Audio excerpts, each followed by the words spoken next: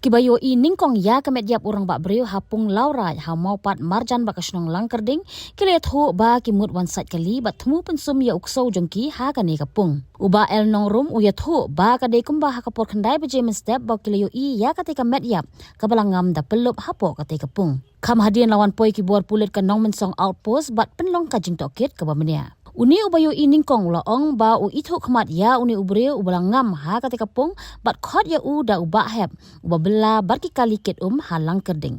Ni lap tu kena berjim tu. Dang mot sekali tu wan bipa bipara. Te Ksew ni dang mot penjini so ni ke. Yo persem-sem ngara sempu ni Ye Ksew pare ulit jingih pok ngilap tu pok ngilap. Ngilap so sifat kan ka jaket si breu-breu dah pok. Tini breu tip ki ong basah ni marjan ni.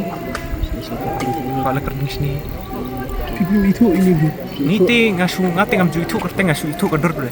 Kemudian bu lap pi do jinte be idai manu iba jule iu mas. Tu ki ong hanai basik 3 kali ki tu. Ba iskot tai bahep ni.